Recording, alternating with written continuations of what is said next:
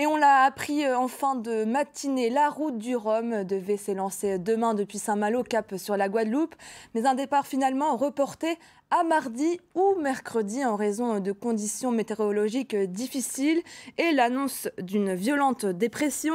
Parmi les skippers, nous suivrons évidemment de près le Havrais Charlie Dalin, grand favori dans la classe des IMOCA. Mais attention, ses concurrents n'ont pas dit leur dernier mot. Isabelle Gann et Karima Saïdi l'ont rencontré en entraînement il y a quelques semaines dans le Finistère. Ils rêvent tous de décrocher le Rhum. Des bateaux taillés pour la course au large, plus rapides que le vent, skippés par des marins d'élite.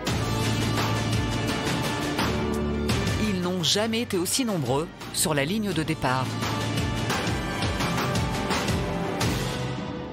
En IMOCA, il y a combien, 28 bateaux inscrits ou 35, je ne sais même plus. 37 précisément, à l'assaut de la fameuse route du Rhum. C'est une course mythique qui a marqué les gens. C'est la seule course où il y a les amateurs et les professionnels qui naviguent bord à bord, qui prennent la même ligne de départ en même temps, où tous les bateaux sont permis ou presque. Et il faudra compter avec Charlie Dalin. Fort d'une 2e place au Vendée Globe, le skipper havrais par favori. Il aura attendu ses 38 ans pour vivre son premier Rhum. C'est la transat en solitaire de référence. En France, c'est vrai que c'est un sprint à côté du Vendée Globe. Ce sera 8 fois plus court que le Vendée Globe. Mais voilà, c'est une course qui est légendaire. Le skipper s'entraîne depuis des mois. Cette année, il a tout gagné dans sa catégorie, à la barre de son voilier volant. Au départ de la route du Rhum, vous me verrez sûrement sortir la tête là. Donc voilà, là ça bouge un peu, pourtant ça bouge alors qu'il n'y a pas de mer. Le bateau vient de monter sur son foil et retomber. Donc voilà, c'est monnaie courante pour moi, on va dire. Des navigations sportives et intenses. Quand il n'est pas à la manœuvre, Charlie Dalin étudie les cartes météo pour définir la meilleure route, 5 heures par jour minimum.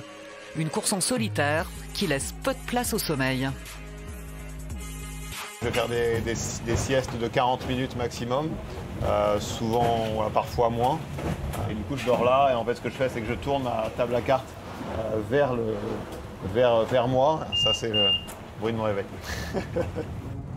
Charlie Dalin s'apprête à vivre une transat effrénée face à une rude concurrence. Mais pour Paul Meillat, le vainqueur de la précédente route du Rhum, le skipper havrais a toutes ses chances. Je pense que là, sur le Rhum, Charlie il part quand même loin devant moi parce qu'il arrive au bout d'un cycle en fait, où il connaît son bateau par cœur. Donc c'est vraiment le couple. Souvent, pour avoir une bonne performance, pour un bon couple, skipper et bateau, lui il est au top et le bateau est au top. Donc ils sont clairement favoris pour la route du Rhum. Il va falloir compter avec Thomas Ruyant. Comme Charlie, il dispose d'un voilier qui a fait ses preuves. Charlie, évidemment, il remporte une grande majorité des courses, mais on arrive quand même à le chatouiller de temps en temps, donc, voilà, et notamment sur des courses plus longues, comme des transats. Voilà, donc on ne se privera pas d'essayer de le mettre derrière, ça c'est sûr. Du côté des voiliers flambant neufs, Charal, skippé par Jérémy Bayou, est annoncé comme un concurrent très sérieux. Cette route du Rhum s'annonce pleine de suspense. Une bataille d'une dizaine de jours jusqu'à l'arrivée en Guadeloupe.